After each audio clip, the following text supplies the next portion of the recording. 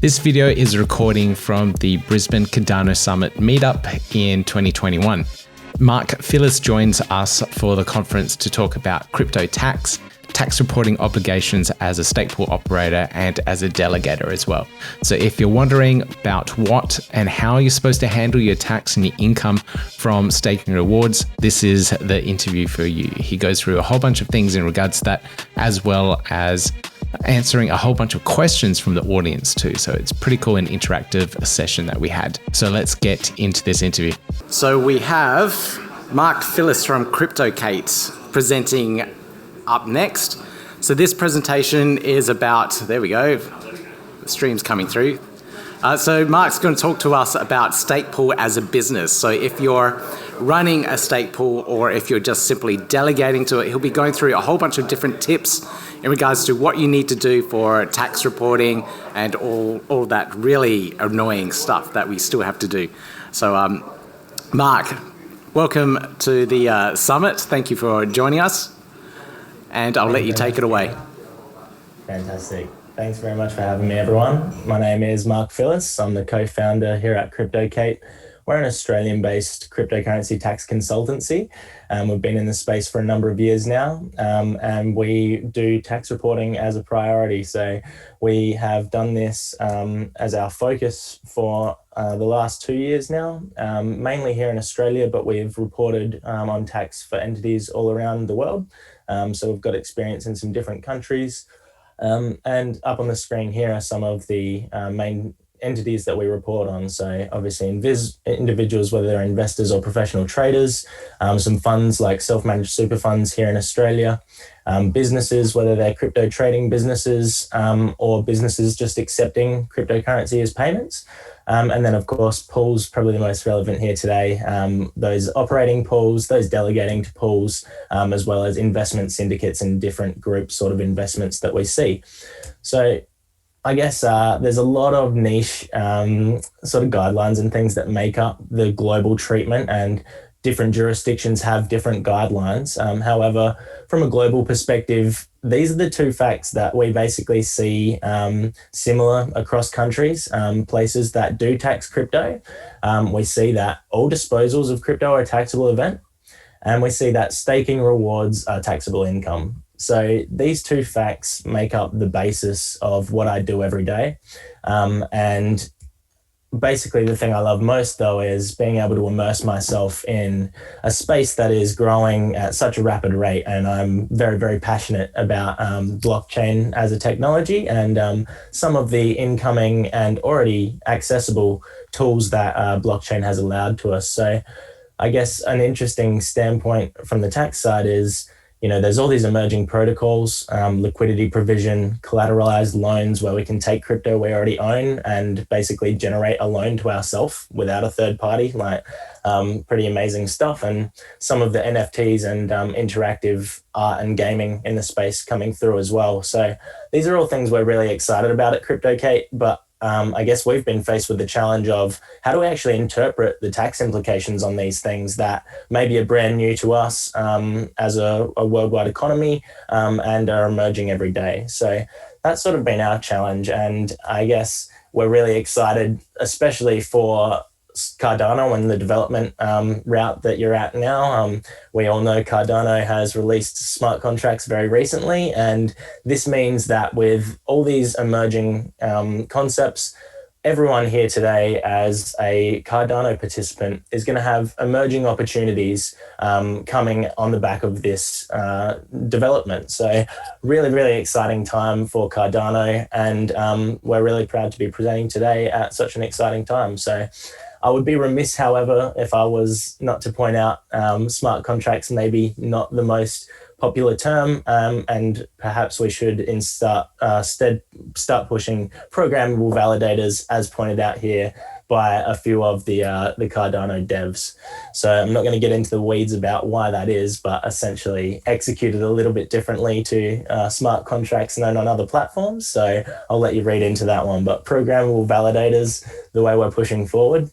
At Delegates, we've seen this really amazing expansion across the last few years where, back in 2017, we had all of these fantastic conceptual ideas about how blockchain chain could be used and how some of these decentralized products might emerge in the future. I guess it's really only been the last year that we've actually seen in the data of our clients, real functional products being embraced by the economy across the world. So this real flip in the last year has gone from conceptual, where there's all these great ideas floating around, but no real world data or functionality. And then all of a sudden this year, people are telling us, hey, I've minted NFTs, I've been playing this game that earns me money, all these different amazing things that people are interacting with, whether it's loaning themselves assets, loaning other people assets in a decentralized manner. They're all really exciting, and we've seen them explode this year. So it is something that we're really, really excited about, seeing this coming of function as opposed to the conceptual talk we've had for years. However, it really has brought with it a whole bunch of new challenges, and that has been our day-to-day here at CryptoKate, is taking this mess of new data that people have thrown out through interacting with these different protocols and actually figuring out what do we declare for people in a tax case. And we break it down into a number of different sections. So immediately off the bat, we have challenges collecting the data. So transactional data is increasingly difficult to collect due to the number of different sources that are popping up. So you can imagine every time there's a new protocol, that's a potential new data set that we need to be aware of. And just scoping and collecting all of that data client by client can be quite difficult. So formatting, once the data is collected, we see that this increasing number of different formats requires consolidation. So everyone out there would have used different crypto exchanges, and I'm sure you would be familiar with the fact that the data is represented in all different ways. So even though you might trade the same asset for the same value on a different exchange, the data is going to be reported in completely different fashions, and this has required quite a bit of our effort. I guess the main thing I want to chat to you all today about is really this challenge here, the interpretation, where I've mentioned DeFi is coming on Cardano.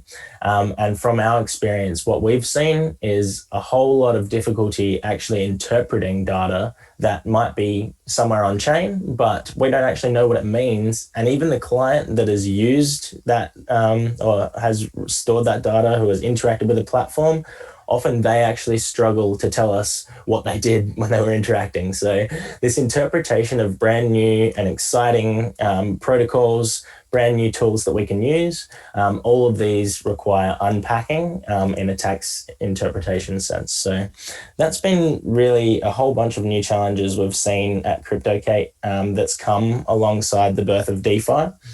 And so given all of these things and the space movement we've seen, I'd like to give you a few of the tips that I have for stake pool delegates and operators that will hopefully point you in the right direction and make sure that you've got your obligations understood come tax time, and this will hopefully make things a little bit easier for you. So off the bat, tip number one is to understand those tax obligations. So far too many of our clients we see go into things not knowing, and basically they cause a whole lot of mess.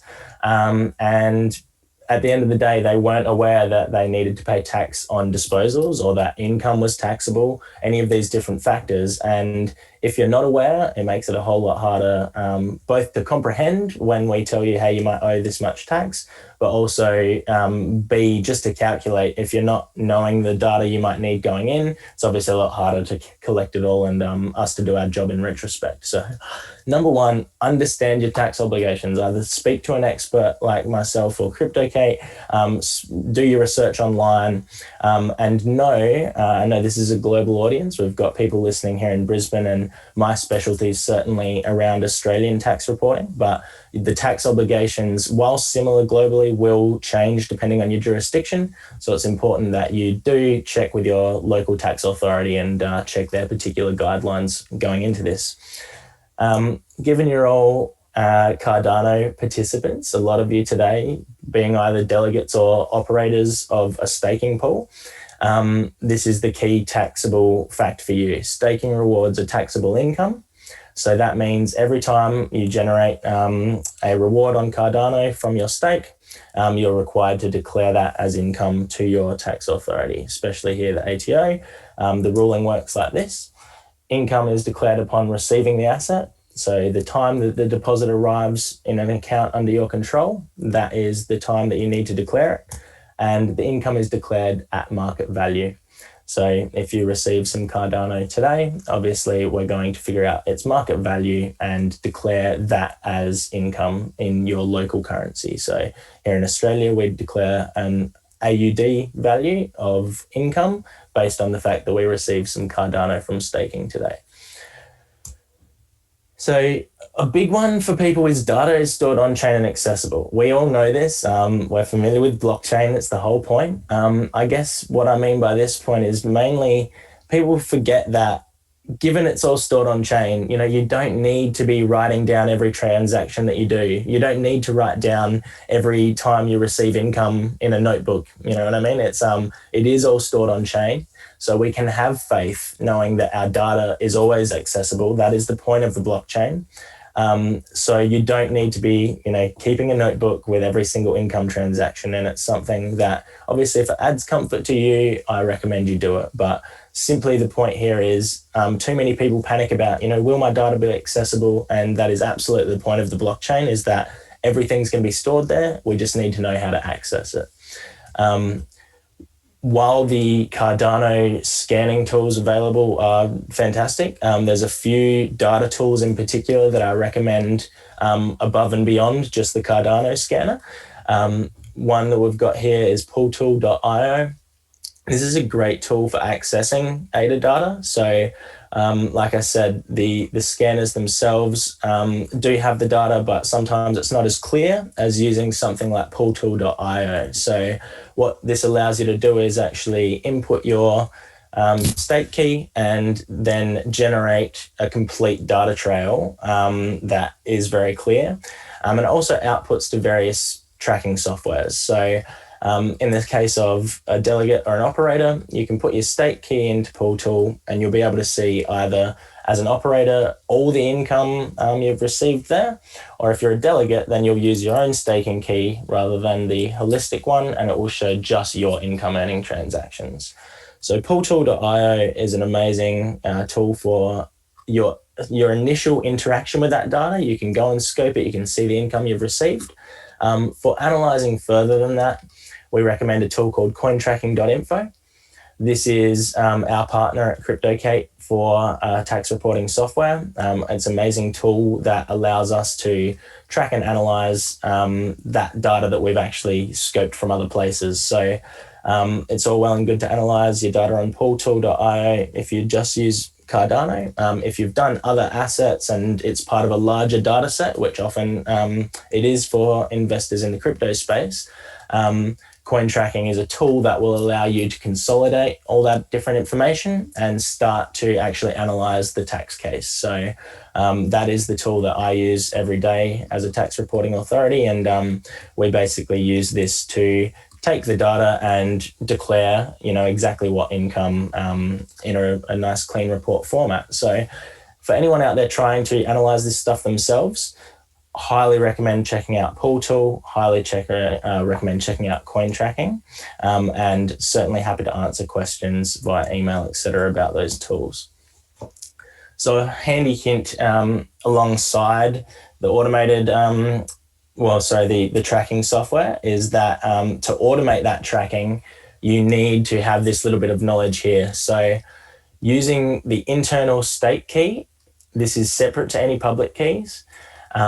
This is similar to on Bitcoin. Some people might have heard of the XPub address. Essentially, the generation of public keys means that it becomes quite hard to trace all of your transactions because they're tied to different public keys.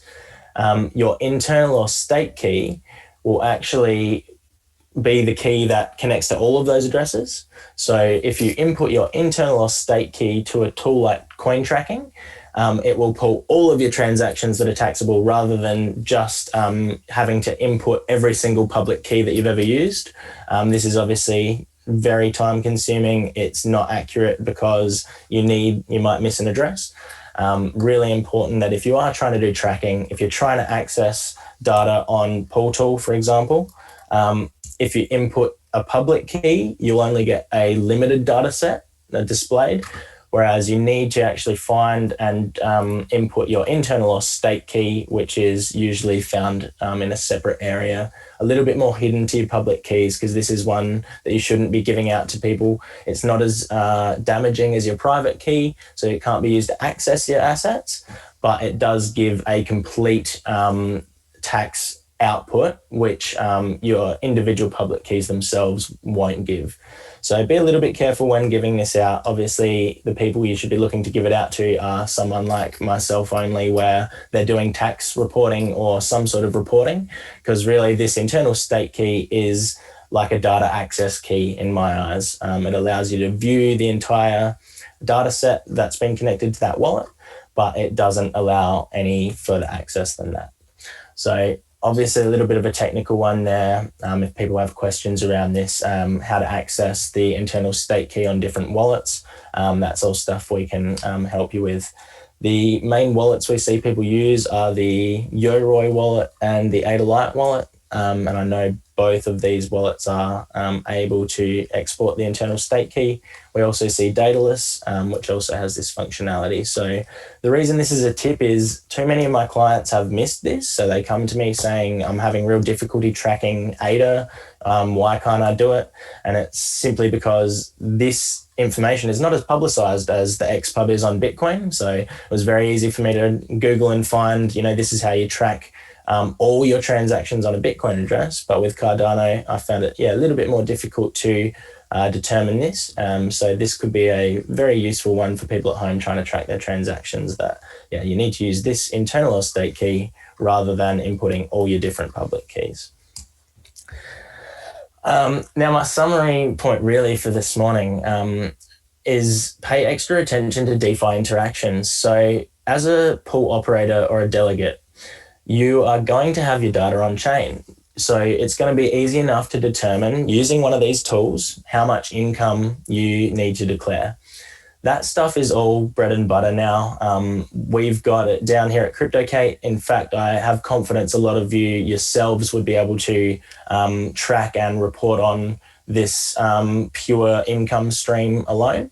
Where it becomes really tricky and where we've had dozens of challenges with clients is once they've interacted with DeFi, for the life of them, they just simply can't interpret that data anymore. So we've had plenty of cases where clients do loans and all these different things on DeFi, or they mint NFTs, and then they come back to us, and while all the data is accessible on chain, the problem is that we can't just interpret that easily because we've got data now, but it doesn't mean anything.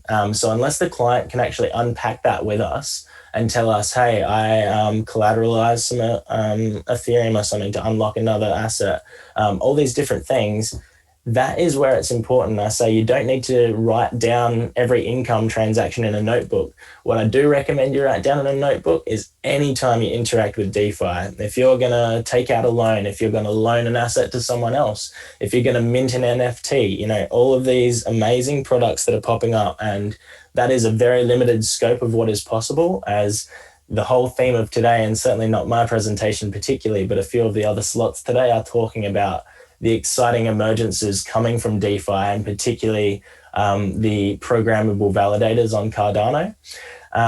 So I really see this as an exciting time for all of you here involved in this summit, because we're about to see a real explosion of real usable tools and products on Cardano. And here at CryptoKate, we're ultimately excited about that. We've seen the opportunities emerge in other protocols, and it is really exciting. So I guess my main point here is, have a level head with these things. If you're excited, it's good. It probably means it's also new and emerging, which means we're going to have more difficulty unpacking the tax implications. So while someone like myself has all the expertise, I will be able to tell you what tax is owed based on what you did, But simply, I really need all of you as investors, as traders. You need to pay attention to these things, because more often than not, people think they know what they've done. They come to me at the end of the year to do their tax, especially this year, like I've said. And I ask, I've got this data from your crypto wallet, and they tell me, I've got no idea what that is. I can see they've spent several $1,000s on something. So it's not just some dusty transaction that doesn't matter. It is purely the case that people are doing so many things and there's so many moving parts these days that it is easy to lose track of what actually has occurred. So at the end of the day, while all of these things are stored on chain, accessible, there's great tools out there, the focal point from the tax perspective for me is 100%, if you're interacting with these up and coming products, do not trust that the tax will just make sense. Write down exactly what happened, write down what you think the tax implication should be, so that when you discuss it with someone like myself, we don't have to spend hours and hours unpacking what happened. We can just say, hey, what's the tax result of that? Finally, talk to a professional. I've given you a bit of limited scope today. I hope that you've all taken away at least your bare bones obligations around if you're delegating to a pool, you're going to have to declare the income you receive. If you're operating a pool, even more important that given the volume of income you're receiving there, that you declare that. So really, the node as a pool operator or a delegate, you're not going to have too many issues tracking and monitoring, declaring income. Where you're going to interact, where you're going to find difficulties is with DeFi. So talk to a professional about it. Know your obligations first going in. And if you do have any uncertainties, maybe you are a little bit more hesitant around initially interacting with DeFi. I'm not saying not to. It's a great emerging space and I'm very excited about it. But do know your obligations before entering into those contracts. Too often people get in mess because they don't know going in what to expect. As long as you do know going in, you can at least be taking the right steps to have the data, have the interpretation ready. And so at the end of financial year, you can make it as easy as possible for either yourself or someone like us to declare that tax to the relevant tax authority. So that is my tips from my experience reporting on especially DeFi, this emergence we've seen of new protocols. What I'd like to do now is throw that out to the floor, because I know often people have a lot of questions around tax. So if people do have some of those, I'd love to address them. Cool. Do we have a microphone for the audience? Yep, cool. So thank you. I'll start off with my first question. I'm assuming you can hear me, Mark. I can. Yeah, cool. So my first question is, how do I track the tax for an NFT that I sell? So I buy an NFT for 50 ADA a couple of months ago, and now it's worth 40,000 ADA. It's not. How do I track that? Nice.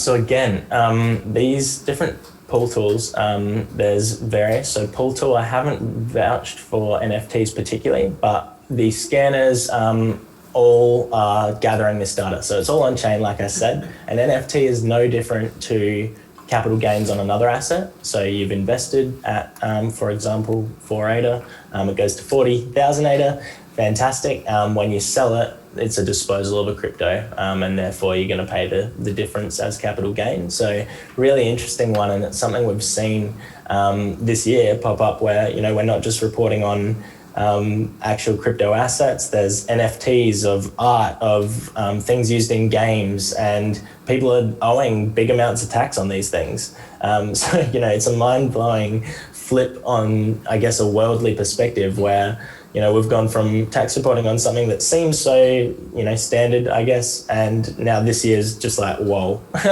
So it's been really exciting, man. And the NFT stuff is probably the big one we're seeing people, it's a little bit in the dark over, but it is entirely just treated the same as any other asset. You buy it, you sell it, therefore you're either going to have a gain or a loss to declare. So capital gains, great. Okay, questions from the audience. We have a microphone that we can run around. One back. Hey there. Are you able to hear this as a new microphone? I can. Excellent. So as a long-term investor of Cardano, having entered the NFT space, at the price that I purchased several years ago, it does have a reduced capital gains tax, I guess, on it, due to the time frame that it was purchased. When you flip an NFT, so to speak, so if you bought an NFT, you'd then pay the capital gains on that sale pre-purchase and then after purchase. But the Cardano that you would have received after selling it again, does the clock restart on the capital gains? Yeah, so anytime there's a disposal, that's the definitive point for the length of holding. So once, in this case, you've held some, you either mint an NFT or trade for an NFT, as long as you're disposing of the Cardano, which in any case where you're receiving an NFT in response, you're going to be disposing of the original ADA. So that certainly will be disposing and resetting the clock, so to speak. When you resell that NFT, you're receiving new Cardano, and therefore anytime you're receiving a new asset, the clock resets. And a secondary question is, how would you distinguish between the reset Cardano versus ultimately the rest of the Cardano in your wallet? Is it on a UTXO basis?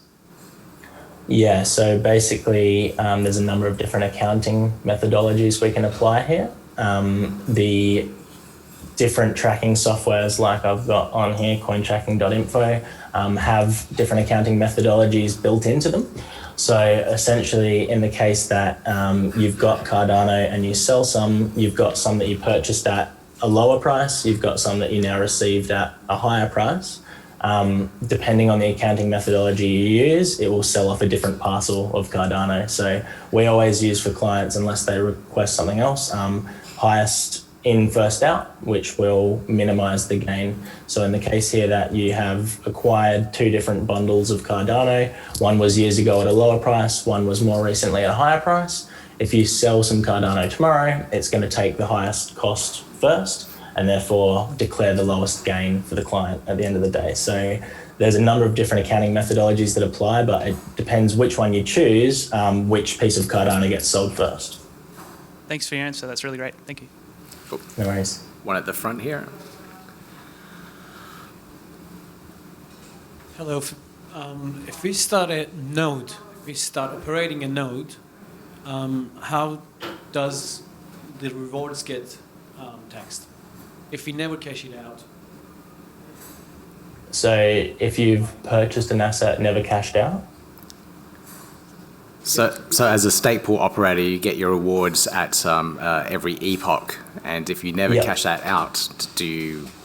Yeah, so unfortunately, the way, especially here in Australia, I'd recommend other jurisdictions check, but here in Australia, absolutely, when you receive the asset, you must declare it. So unlike capital gains, which is upon sale, you still need to declare capital gains upon sale. So let me use an example here. We received some income today from staking Cardano. We will declare that income level. So if it was one Cardano, then the price of one Cardano right now is the income we declare. If tomorrow the price goes up and we sell that income we received for double, then we still pay capital gains as well. So we've declared income, the price has then doubled, we've sold that income, therefore we owe capital gains on the amount the income has increased. So unlike capital gains where, you can have no obligations if you're just buying and holding, with operators with delegates, if you are receiving income, then as soon as it's received to a wallet that you control, that's when you need to declare it, and therefore, you'll have obligations immediately. Cool. More questions. One at the front here. So basically, like if you hold cash, for example, right, the appreciation or depreciation of cash based on inflation or deflation is not a taxable event, right? Like when it comes to like cryptocurrencies, they're not considered as a currency, but they're more considered as some type of asset, right? So is there any movement or any public opposition to this, like sort of picking on crypto people, basically? Yeah, look, It's a huge debate, has been since the ATO brought this in Australia. I guess there's two sides to every debate, and one side says, you buy and you sell an asset, and they are looking at crypto more like property rather than AUD. Like, let's take AUD as an example. The chance of me buying AUD today and selling it in a week's time for double the money is negligible. In the crypto case, they're treating it more like property, where you buy an asset, you've got a real chance of appreciating value. And in that case, of course, they're going to want a taxable cut on any money you're making, right? So I guess the reason they're saying this is crypto is much more of a asset than a currency at this stage, where currencies that we know are not inflating or deflating at a rate that is so significant. So while I'm not the expert on why the ATO has brought these in, it's pretty clear to me that they saw people are making money, and therefore, like stocks, if you buy a stock and you sell it for more than you bought it for, you've made a capital gain in your own money. In crypto, even though they have the ability to be used as currencies, at the end of the day, that is the same process. You're investing, you're buying on something, you're speculating that it'll increase in value. When it does or doesn't, you either make a gain or a loss, and therefore the ATO is saying, hey, you owe some of that to us because you've entered in a profit-making activity. So I agree that there's certainly a case to say, as a currency, these things should be taxed differently. There's absolutely a case to say, you could view these things as more of a property-like asset rather than a currency. So I think it's that shift between, what are these things? It really depends on the utility of each and every asset. We look at context by context, and I think that's why the tax department has such a tough time. Is really, we're going to see over the next few years the diversification of these rules into a lot more niche cases. And I think, certainly it will be a talking point is, should people be taxed this heavily? And it's one that's being talked about globally, but at the moment I see no indication that it will be changing. Thank you. Right. We got some questions on the live stream as well, which is pretty cool. We got one here from Billy SI. Are NFT collectibles like artwork and be exempt from capital gains tax if acquired below $500? That's an interesting one. I actually need to check into that particularly here. I know that, if it was over $500 or any significant value, certainly they're taxable events. It's one that I'm not particularly familiar with. I'll need to read up on whether there is an exemption under $500. There may be a case there. I'll need to check in. If you're an international, I'd certainly recommend checking with your local tax authority guidelines, Billy, because here in Australia, I know those sort of cases where it's either a discount on tax, or there's some certain things that aren't taxable. That's very much the case that'll vary jurisdiction by jurisdiction. So if you're from a country other than Australia, definitely look at your local tax authority website. Cool. Got a question at the front? Hi, I have a question about self-managed super fund. Yeah. And I assume you perhaps help people to set up SMSF just purely by cryptocurrency. Have you had any challenge from the ATO about the annual audit? No. So from our experience, ATO is more than happy for people to set up a self-managed super fund, and they're more than happy for them to dabble with crypto. Generally, it will be the case that those are looked at more heavily by auditors. But from our experience, reporting on them, there's more obligations for SMSFs. So a little bit of background here, an individual will just prepare a CGT report for, and that's suitable. Here in Australia, for self-managed super funds, we need to provide more documentation. So we'll provide that same CGT report, but we'll also provide a holdings valuation, and we'll provide a complete activity report. So the SMSFs, they look at withdrawals, deposits, purchases, like every piece of data. In the personal case, it's more just important to look at which taxable disposals there are.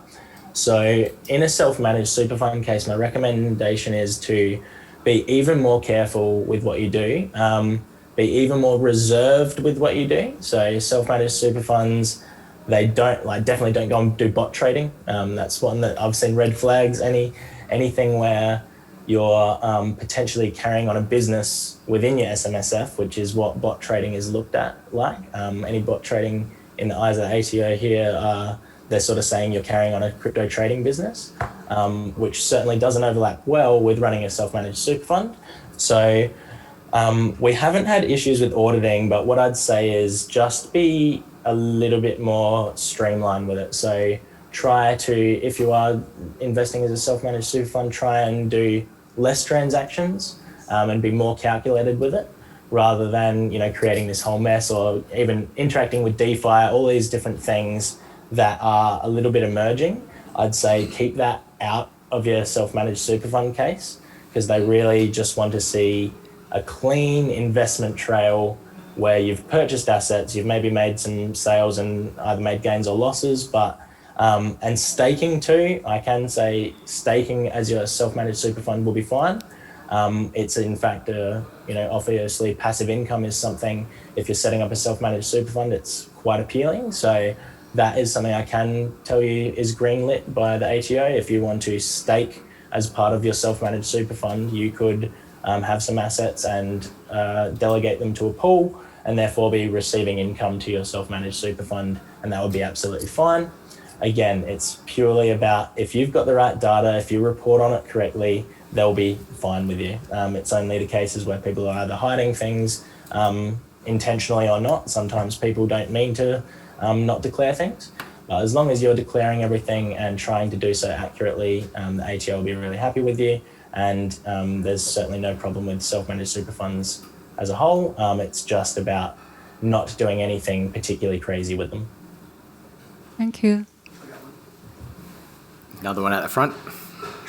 I'm seeing in the States that a lot of people are talking about NFTs are being treated as art because the IRS treats art as a non-taxable asset. I'm just curious from the ATO's perspective, what's their thoughts on art? Yeah, I think that's sort of that same one that I'm talking about, where I haven't seen a direct release on how it will be treated different, whether we'll get that, maybe an exemption under a certain amount.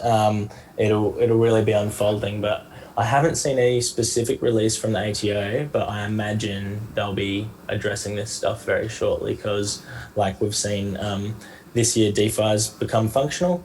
The ATO is well and truly aware of it, not to the point where they could answer any of our questions about how they'd like us to report on things, but certainly to the point of they'll realise art is one of these talking points globally, and I imagine we'll hear some either guidelines or exemptions around that, but currently I've not got that direct information, no, not for Australia anyway. We've got another question at the back. My understanding is that they've just applied the capital gains legislation to crypto and dealing with crypto coins as assets. I don't think, although I don't know, that they've implemented any further legislation. They're just implementing the existing capital gains legislation. Is that how it is? Yeah, so it's not a crypto legislation, so to speak. It is the exact stock trading capital gains legislation that applies now to crypto. And that means that the same 50% discount applies if you hold assets longer than 12 months here in Australia. So that same ruling, same legislation exactly does apply. And I think probably what we're talking about here with the expansion of NFTs and how different some of these things are to the same CGT legislation that they've tried to apply, I imagine we'll be seeing a case put forward that we need brand new legislation for all of this stuff. Got another question from the YouTube, and then we'll jump over you, Renee. So we've got a question here. What is it? How, if I donate NFT artwork to a summit event such as this, do I get a donation tax deduction for the market value of the NFT? Yeah, so all of these things are looked at the same way donations and things are taxed in the real world.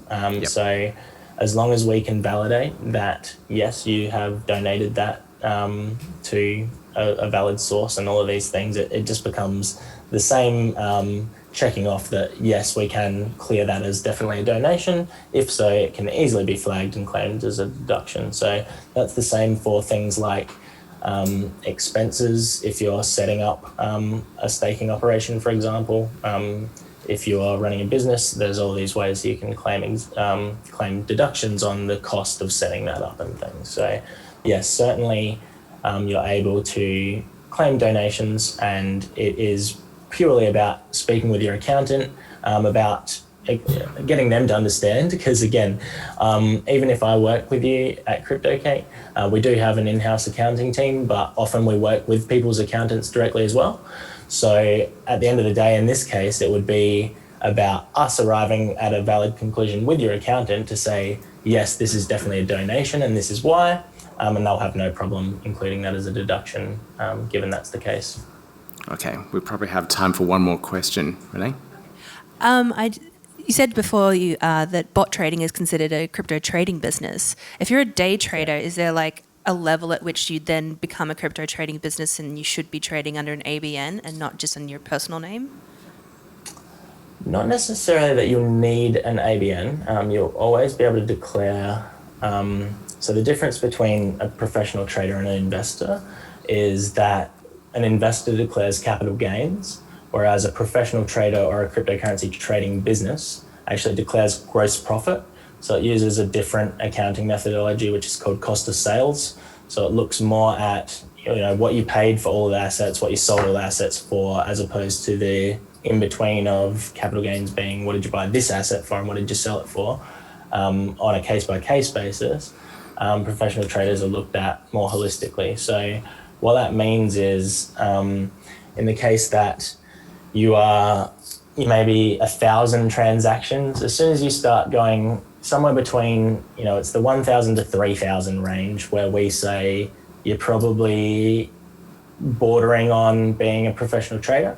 And it's actually at the accountant's decision at the end of the day to make that call. So we work with some accountants that will call it at 1,500, some will call it at 3,000, 5,000. It's up to your accountant to actually derive whether or not you are carrying on a trading business, and often it's based on that volume.